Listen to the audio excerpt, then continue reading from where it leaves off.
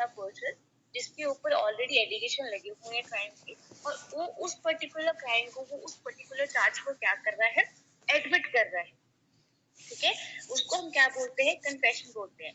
अगर ऐसे कोई भी नॉर्मल ऑर्डिनरी पर्सन है जिसके ऊपर कोई चार्ज नहीं लगा, कोई क्रिमिनल चार्ज नहीं है, ठीक है, वो क्या है, नॉर्मली जाके उस चीज को एडमिट करे, that will not be considered as a confession. Confessional statement में क्या कहता है कि उसके ऊपर, वो उस पर्टिकुलर क्राइम के लिए उसके ऊपर चार्ज लगा होना चाहिए। सेकंड थिंग प्लीज निश्चय याद रखना, कन्फेशन होती सिर्फ और सिर्फ क्रिमिनल केस में। कन्फेशन सिर्फ और सिर्फ क्रिमिनल केस में होती है, सिविल केस में कभी कन्फेशन वर्ड यूज नहीं होता। वहां पे क्या होता है, एडमिशन होती है कि भाई वो एडमिट कर रहा है, उसने रॉन्ग कमिट किया है, वो उसने एडमिट किया है। बट जहाँ पे क्राइम की बात आती है, हम वहां पे बोलते हैं कि दैट वहां पे कन्फेशन हुई है। तो ये हमेशा इस वर्ड है कन्फेशन, ये कहाँ पे यूज किया जाता है, क्रिमिनल एक्ट में यूज किया जाता है। हमने कन्फेशन के अंदर क्या पढ़ा, दो तरह की कन्फेशन होती है, एक होती है जुडिशियल कन्फेशन,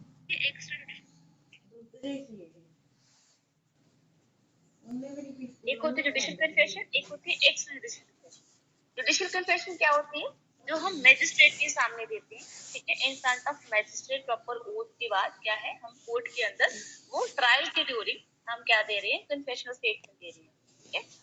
और एक्स्ट्राडिशन कन्फेशन क्या होती है, जो हम अदर देन मैजिस्ट्रेट के अलावा हम किसी और को क्या कर रहे हैं, कन्फेशनल स्टेटमेंट दे रहे हैं, यार बोली ना यार क्या बेटी है, एक्स्ट्राडिशन कन्फेशन। और जब हम एविडेंस की वैल्यू की बात करते हैं दोनों की, तो हम वहां पे क्या कहते हैं कि भाई जो भी चीज मतलब एविडेंस की वैल्यू में जो जुडिशियल कन्फेशन होगी, उसकी एविडेंस की वैल्यू हायर होती है, ठीक है, rather than your extrajudicial confession, ठीक है। Even on the basis of judicial confession, the sole basis of conviction can be done, ठीक है। अगर कोर्ट सेटिस्फाइड हो, कन्फेशन ऐसे ही कभी भी एडमिट नहीं कर दिया जाता। कोर्ट क्या कहती है कि भाई अगर आपको एक कन्फेशनल स्टेटमेंट पे के बेसिस पे किसी को भी कन्विक्शन करवानी है, then you have to prove that कि भाई उसने जो कन्फेशनल स्टेटमेंट दी है वो वॉलंटरी दी है, ठीक है, किसी भी प्रेशर के अंदर आके या किसी अंडर इन्फ्लुएंस अंडर के अंदर आके या किसी भी बेनिफिट अंडर बेनिफिट को गेन करने के लिए उसने जानबूझ के वो स्टेटमेंट अपने ऊपर नहीं लिया। सेकेंडली क्या कहता है, that whenever he was giving that particular statement, he was in his fit state of mind, ठीक है, कि वो अपने प्रॉपर स्टेट ऑफ माइंड, वो रैशनैलिटी समझ रहा था उस चीज को, उसके कॉन्सिक्वेंसेस को समझ रहा था कि भाई मैं अभी अगर इस चीज को एडमिट करता हूँ तो इसके बाद में ये कॉन्सिक्वेंसेस मेरे अगेंस्ट यूज हो सकते हैं, मतलब ये चीजें हो सकती है मेरे अगेंस्ट, मुझे पनिशमेंट मिल सकती है इस लेवल तक। तो वो क्या होगा, जुडिशियल कन्फेशन इसीलिए क्या है, अगर ये कंडीशंस फुलफिल है, then you can claim like even court can grant conviction on sole basis of that particular judicial confession. उसके बाद में आता है हमारे पास एक्सक्लूसिव कन्फेशन। इसकी एविडेंशियल वैल्यू क्या होती है, it is a very weak kind of evidence. आप डायरेक्टली एक्सक्लूसिव कन्फेशन के बेसिस के ऊपर किसी को कन्विक्शन नहीं करवा सकते। जब भी आप एक्सक्लूसिव कन्फेशन को लेके आओगे तो you have to prove it with the other corroborative evidence, ठीक है, आपको उसको लाके उसको प्रूव करवाना पड़ेगा, ठीक है।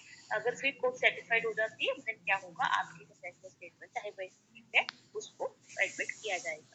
इसी में हमने क्या किया, कोई भी कन्फेशनल स्टेटमेंट अगर किसी भी पुलिस ऑफिसर को दी गई है या इन the custody of police officer, या आपने खुद पुलिस ऑफिसर को दी है या फिर in the custody, in the custody कब कहेंगे, पुलिस ऑफिसर चाहे हमारे सामने नहीं है but we are in the custody, prison में बैठे हैं, चाहे पुलिस वहां पे है नहीं है, we are in the police custody. या फिर अक्यूज को कोर्ट रूम तक लेके जाया जा रहा है पुलिस स्टेशन से, वो पुलिस स्टेशन के अंदर नहीं है, इन बिटवीन रास्ते में वो कहीं रुक गए, ठीक है, किसी भी चाय पानी के लिए या फिर वैसे रुक गए, लंबा रास्ता था या किसी भी रीजन के कारण, और पुलिस ऑफिसर इधर उधर हो गए, तो क्या एक्यूजर अकेला है वहां पे, स्टिल वो अगर खुद से भी वो चीजें कन्फेस कर रहा है बैठ के, तो क्या है वो स्टिल वो क्या है, custody of the police officer है, ठीक है। तो क्या है, अगर वो पुलिस कस्टडी में भी कोई कन्फेशन स्टेटमेंट दे रहा है, उसकी एडमिसिबिलिटी नहीं है। क्यों, क्योंकि एक फिनोमिना है, ये चीज प्रिज्यूम की जाती है कि भाई जब भी कोई पर्सन कभी भी पुलिस को देता है कन्फेशन या फिर पुलिस कस्टडी में दी जाती है, तो वहां पे जो प्रोबेबिलिटी टॉर्चर के होते हैं वो बहुत ज्यादा हाई होते हैं कि भाई किसी ना किसी वे से पुलिस ऑफिसर ने क्या किया होगा, इनको टॉर्चर किया होगा, इनको मतलब हैरेस किया होगा, तभी इन लोगों ने क्या किया है, एक पर्टिकुलर पर्सन ने अपना क्राइम एडमिट किया इन दिस पर्टिकुलर वे। उसके बाद में क्या आता है, बट क्या इसमें एक एक्सेप्शन दे दूं कि भाई चाहे पुलिस ऑफिसर को दी कन्फेशनल स्टेटमेंट एडमिसिबल नहीं होगी एज अ कन्फेशन, बट उस पर्टिकुलर स्टेटमेंट को हम रेलिवेंट मान सकते हैं अप टू द थिंग कि कोई नई डिस्कवरी हो रही है, आपको क्राइम वेपन का पता चलता है कि वो कहाँ पे छुपा के रखा गया है, या आपको किसी पर्टिकुलर पर्सन की इंटेंशन के बारे में पता चल रहा है कि इसका इन्वॉल्वमेंट हो सकती है, तो वो उस लेवल तक क्या हो जाएगी, एडमिसिबल हो सकती है। As a confessional statement admissible नहीं होगी, but in other cases and other sections it can be made admissible. ठीक है। ऑल्सो उसके बाद में हमने क्या किया कि इसी कन्फेशन स्टेटमेंट के अंदर अगर कोई जुडिशियल कन्फेशन है, अगर क्या किया गया है उसको अंडर इन्फ्लुएंस, अगर अंडर थ्रेट उसको दिया गया है, उस पर्टिकुलर स्टेटमेंट को दिया गया है, चाहे वो मैजिस्ट्रेट को ही क्यों ना दी गई हो, वो क्या है उसकी रेलिवेंसी नहीं होगी। बट जैसे ही वो पोर्शन, वो थ्रेट, वो फ्रॉड रिमूव हो जाए और उसके बाद में अगेन अक्यूज सिमिलर फैक्ट को, सिमिलर चीज को, सिमिलर गिल्ट को कन्फेस कर रहा है, that will become relevant confession. ठीक है, ये हो गया हमारा एडमिशन कन्फेशन। इसमें किसी को कुछ कंफ्यूजन हो तो यू कैन आस्क। ये सेक्शन 17 टू सेक्शन 31 तक किसी को भी कुछ पूछना, कोई डाउट हो तो यू कैन आस्क।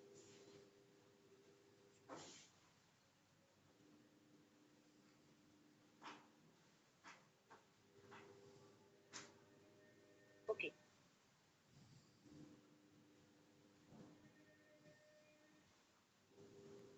तो कुछ क्लियर है यहाँ तक सबको? ओके देन मूविंग अहेड, इसके बाद में हमने क्या किया, सेक्शन 32 33। सेक्शन 32 33 में हमने क्या बात करी स्पेसिफिकली, जो सबसे इंपॉर्टेंट था, that is your section 32 clause 1 time declaration. ठीक है, वैसे 32 33 क्या बात करते हैं, statement given by a person who can not be found. ठीक है, हम उस ऐसे पर्सन की स्टेटमेंट यूज कर रहे हैं यहाँ पे जिसको हम ढूंढ नहीं सकते, या फिर वो मिल नहीं रहा, या रिनाउंस अवॉइड कर गया है, उसकी डेथ हो गई है, या किसी और रीजन के कारण हम उसको रीजनेबल टाइम में कोर्ट में लेके नहीं आ सकते। अगर उसकी दी गई स्टेटमेंट पर्टिकुलर फैक्ट के इशू के साथ रिलेट कर रही है, रेलिवेंट है, ठीक है, तो वो क्या हो जाएगी, सेक्शन 32 के अंदर आप यूज कर सकते हैं। वैसे जनरल रूल क्या होता है, कोर्ट कभी भी हियरसी एविडेंस को एडमिसिबल नहीं करेगी, कभी भी हियरसी एविडेंसेस जो होते हैं वो एडमिसिबल नहीं होते, बट इन सर्टेन सर्कमस्टांसेस जहाँ पे उसकी दी गई स्टेटमेंट तो रेलिवेंट है, बट अब वो बंदा नहीं मिल रहा, ठीक है, जस्ट बिकॉज वो नहीं मिल रहा तो हम उसकी स्टेटमेंट को डायरेक्टली एडमिसिबल नहीं कर सकते। तो उन केसेस में क्या बोलता है कि आप हियरसी एविडेंस को भी एडमिसिबल कर सकते हो अगर उसकी दी गई स्टेटमेंट हमारे केस के लिए इतनी रेलिवेंट है तो। ठीक है, उसी में हमने क्या बात करी, सबसे पहले 32 क्लॉज 1 की बात करी, डाइन डिक्लेरेशन, जिसमें हमने कहा कि अगर किसी पर्सन ने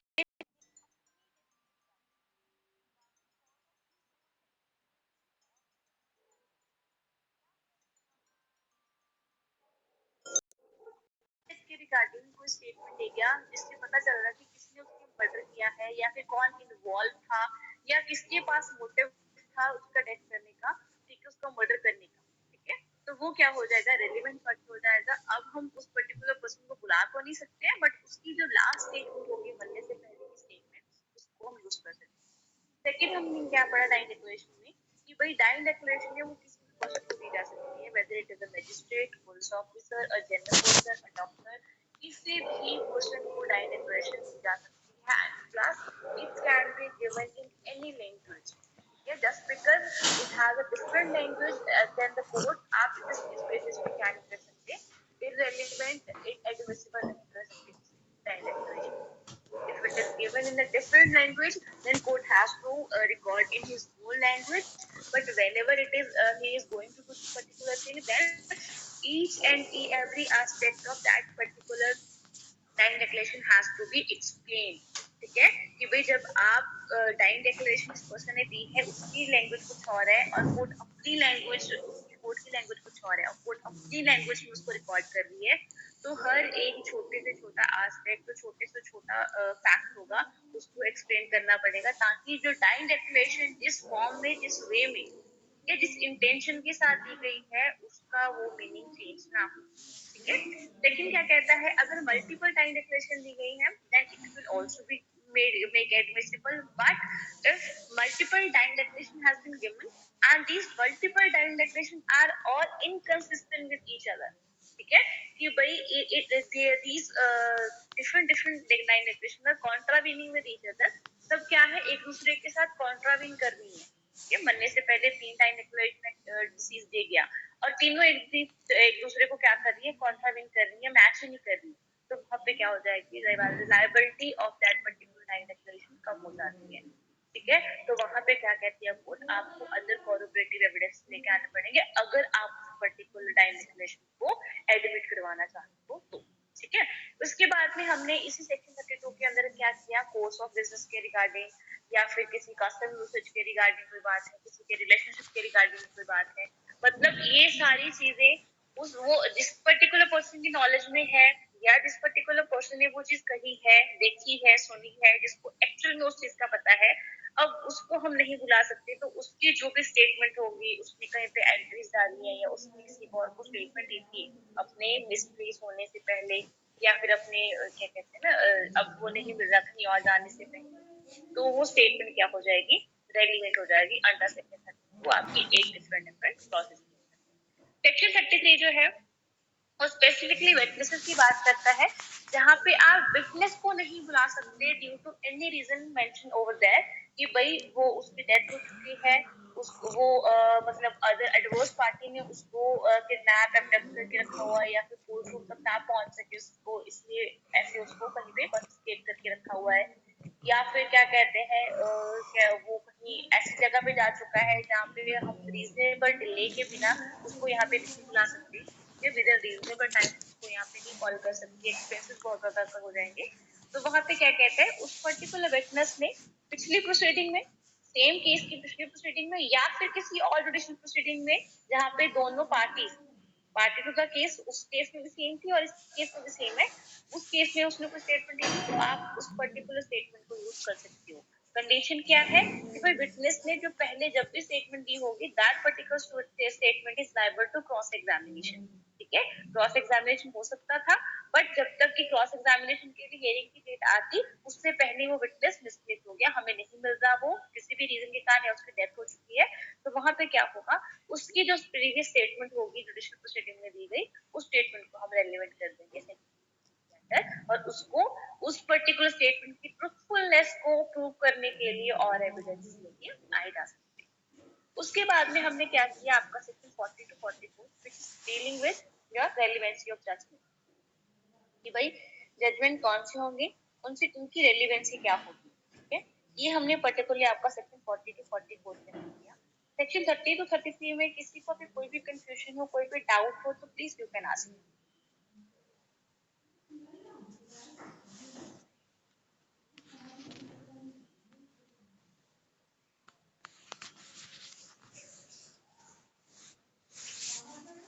ये 32 से 33 तक किसी को भी कोई भी कंफ्यूजन, कोई भी doubt, then you can ask.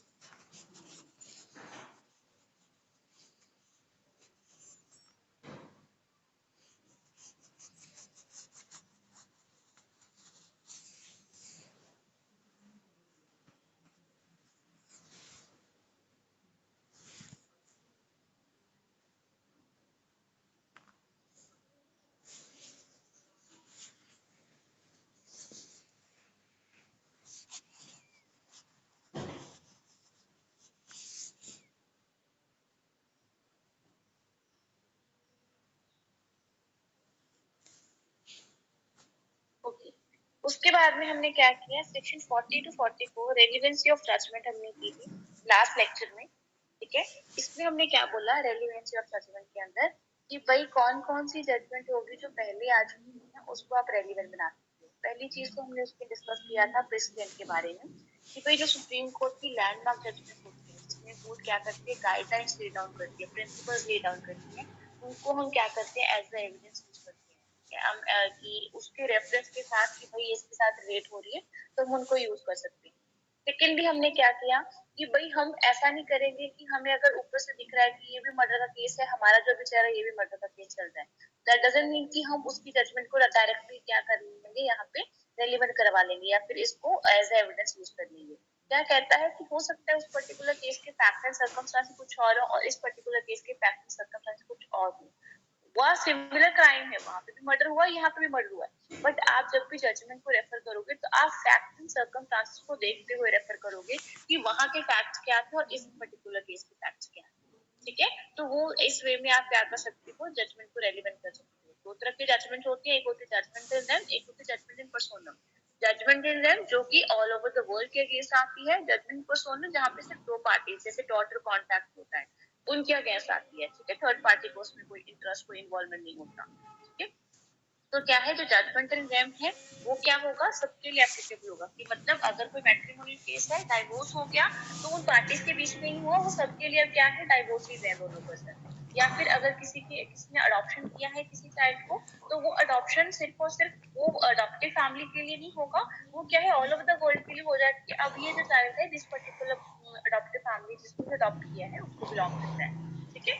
इस वे में क्या है या फिर जैसे हमने जजमेंट पर्सोनम की बात की कि भाई अगर कोई डैमेजेस के रिगार्डिंग कोई जजमेंट आई है तो क्या है वो डैमेजेस सिर्फ ए और बी पार्टी के बीच में है कि ए ने बी को पे करनी है। ऐसा नहीं कि सारी की सारी दुनिया को बी को पे करनी पड़ जाएगी। ठीक है। वो क्या होगी जजमेंट इन पर्सोनम। ठीक है। तो उसकी रेलिवेंसी हमने किया सेक्शन 40 जो है आपको वो क्या बात करता है वो भी कंक्लूसिव प्रूफ की बात करता है जहाँ पे आपको चार पांच चीजें दे दी सब्जेक्ट मैटर की एडमायरबिलिटी मैट्रिमोनियल या फिर आपके अडॉप्शन के रिगार्डिंग कोई भी विल के रिगार्डिंग कोई भी जजमेंट आती है that will be conclusive proof. ठीक है। अगर एक बार जजमेंट आ गई that will be full and final. उसके बाद में क्या था आपके हमने डिफरेंट डिफरेंट जजमेंट्स करी कि हाँ जी कौन सी कितनी रेलिवेंसी होगी किस हद तक आप उसको एडमिसिबल करवा सकते हो नहीं करवा सकते। वो सारा हमारा रेलिवेंसी ऑफ जजमेंट का चैप्टर डन हो गया। अब उसमें किसी को कुछ पूछना है तो आप पूछ सकते हो।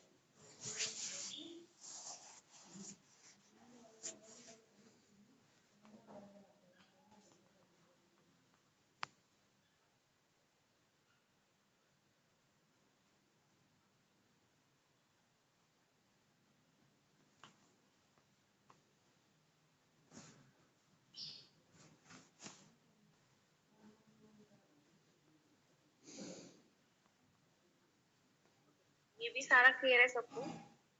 इसके बाद में जो हमारा नेक्स्ट टॉपिक हमने स्टार्ट करना था that is your expert evidence. ठीक है। ये मैं अब कल स्टार्ट करवाऊंगी। आज आप सबके लिए मैंने हमारा जितना भी फर्स्ट यूनिट का जितने भी टॉपिक्स हो चुके हैं सारा रिवाइज करवा दिया। होप सो किसी को कोई कंफ्यूजन कोई डाउट कोई ऐसा नहीं होगा जिसको कुछ ना पता हो because I have given you lot of time. आज मैंने इसीलिए किसी को ज्यादा क्वेश्चन भी पूछे कि मैं एक बार खुद रिवाइज करवा दूं उसके बाद में आपके ऊपर है कि आपको वो चीज आती है या नहीं आती है। Now please make sure next किसी भी लेक्चर में किसी भी टॉपिक के रिगार्डिंग कुछ भी पूछूं मुझे वो ब्लैंक आंसर्स नहीं चाहिए कि भाई सारे चुपचाप बैठे हैं ऐसे माइक ऑफ करके या फिर मुझे नहीं पता मैं अगले लेक्चर में पढ़ के बता दूं। वो काम नहीं होना चाहिए। ठीक है। मेक श्योर जितना हमने अभी तक कर लिया आज सारा पिछले का जितना हमने किया था सारा रिवाइज करवाया। मतलब मैं लेट हो गई। नहीं आपने सारे लेक्चर्स लगाए हैं ना आपको आता भी है। अच्छा पिछला जो टेस्ट लिखा दिया होगा ना। हाँ वो पीछे वाले सारा मतलब फ्रॉम फर्स्ट लेक्चर से लेके हम तक जितना भी हो चुके हैं वो सारा डिवाइड कर पूरा एक मंथ का जितना सिलेबस देगा सब डिवाइड। फिर तो पहले दस दिन तक मैं नींद खराब करके उसके बाद नेक्स्ट चैप्टर करना है। हाँ होने लगा के आती है एक्सपर्ट एविडेंस जो है वो करांगे अपन नेक्स्ट स्टार्ट। ठीक है। वो कल करवाऊंगी उसमें। ठीक है। तो प्लीज ऑनेस्टली सारे जने जितना कर चुके हैं एक बारी प्लीज खुद तो भी गो थ्रू हो लेना। हो गई। अगर कोई भी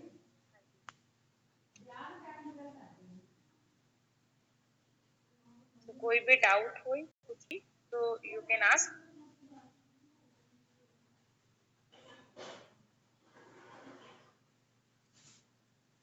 Okay, that's all for the day. But please, nobody will leave the class before 10:10. 10:10 से पहले कोई भी लीव नहीं करेगा। आई एम हियर ऑल्सो, ठीक है, मैं यहीं पे हूँ। अगर किसी को भी कोई भी डाउट है, कुछ पूछना है तो यू कैन आस्क।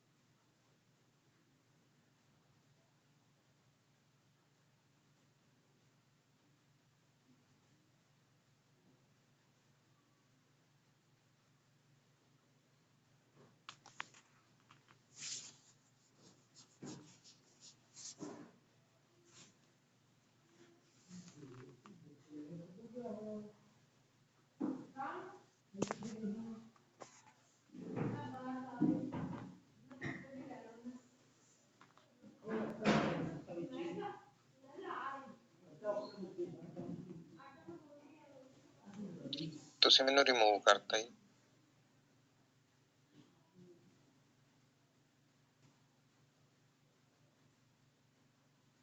नहीं, मैंने किसी को रिमूव नहीं किया। मैं तो क्लास च बैठे बैठे अपने आप ही रिमूव हो गई। ਮੈਨੂੰ ਲੱਗਾ ਸ਼ਾਇਦ ਤੁਹਾਨੂੰ ਕੋਈ ਕਾਲ ਆ ਗਈ ਹੋगी ਇਸ ਵਿੱਚ ਰਿਮੂਵ ਹੋ ਗਈ। ਨਾ ਜੀ ਮੈਂ ਤਾਂ ਕਦਾ ਜੁਆਇਨ ਤੇ ਕਲਿੱਕ ਕਰੀਏ ਨਾ ਉਹੀ ਨਹੀਂ ਆ ਰਿਹਾ ਸਾਹਮਣੇ ਜੁਆਇਨ। पता नहीं वो ऑटोमेटिकली कुछ कनेक्शन इशू होएगा, मैं रिमूव नहीं करिया किसी ने। ਇਹ ਮੇਰੀ ਬਾर ਨਹੀਂ ਹੁੰਦਾ ਜਦੋਂ ਹੁੰਦਾ। नहीं ਤਾਂ ਤੁਸੀਂ ਮੈਨੂੰ ਉਹ ਮੈਂ ਮੰਨਿਆ ਸੀ ਕਿ ਉਸ ਦਿਨ ਮੈਂ ਕੁਝ ਕਰਿਆ ਸੀ। ਤੁਹਾਡਾ ਉਹ ਕਿਵੇਂ ਰਿਹਾ ਜੀ ਫਿਰ ऑर्गेनाइज कराया। अच्छा सी सब कुछ हो गया, रिपोर्ट बन सॉरी गई, मैं तंग किया। बन गया, सेंड हो गया। नहीं नहीं ऐसा कुछ नहीं, सॉरी क्या, बस ये अच्छा है ना पार्टिसिपेशन किसी ने कहता नहीं कि हाँ आज किसी से आए हो तो कुछ ना कुछ कंट्रीब्यूट कर रहे हो। सो सानू कुछ ऐसी एकेडमिक्स तो थोड़ा बाहर जाके कुछ करें ठीक है हर 45 मिनट ऑर्गेनाइज होती है कि कोई लेक्चर